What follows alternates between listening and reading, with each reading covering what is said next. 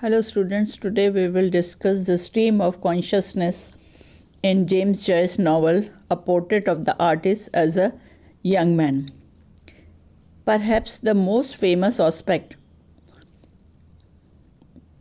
of A Portrait of the Artist as a Young Man is James Joyce's innovative use of stream of consciousness, a style in which the author directly transcribes the thoughts and sensations that go through a character's mind, rather than simply describing those sensations from the external standpoint of an observer.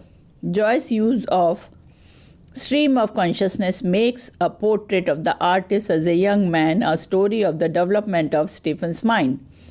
In the first chapter, the very young Stephen is only capable of describing his world in simple words and phrases. The sensations that he experiences are all jumbled together with a child's lack of attention to cause and effect. Later, when Stephen is a teenager obsessed with religion, he is able to think in a clearer, more adult manner, perhaps are more logically ordered than in the opening sections of the novel, and the thoughts progress logically. Stephen's mind is more mature and he is now more coherently aware of his surroundings. Nonetheless, he still trusts blindly in the church, and his passionate emotions of guilt and religious ecstasy are so strong that they get in the way of rational thought. It is only in the final chapter, when Stephen is in university, that he seems truly rational. By the end of the novel, Joyce renders a portrait of a mind that has achieved emotional, intellectual, and artistic adulthood.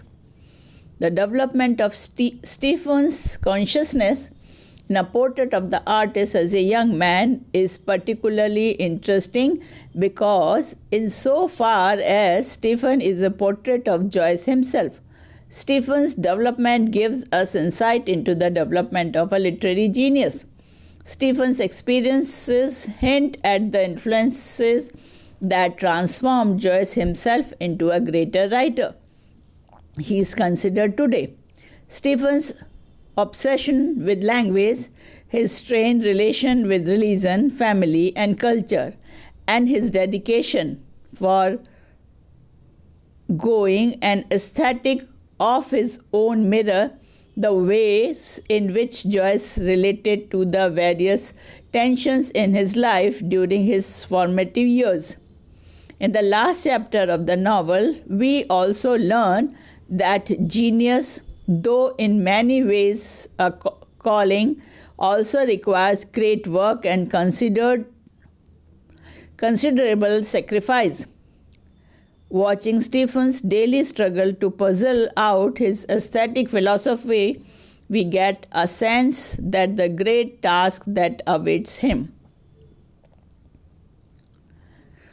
The next theme is the pitfall of religious extremists. Brought up in a devout Catholic family, Stephen initially ascribed to an absolute belief in the morals of the church. As a teenager, his belief leads him to two opposite extremes, both of which are harmful. On the first, he falls into the extreme of sin. Though Stephen sins willfully, he is aware that he acts in violation of the church's rule. Then, when Father Arnold's speech prompts him to return to Catholicism, he bounces to the other extreme, becoming a perfect, near fanatical model of religious devotion and obedience. Eventually, however, Stephen realizes that both of these lifestyles, the completely sinful and the completely devout, are extremes that have been false and harmful. He does not want to lead a completely debauched life, but also rejects austere Catholicism because he feels that it does not permit him the full experience of being human. Stephen ultimately reaches a decision to embrace life and celebrates humanity after seeing a young girl wading at a beach. To him, the girl is a symbol of pure goodness and of life lived to the fullest.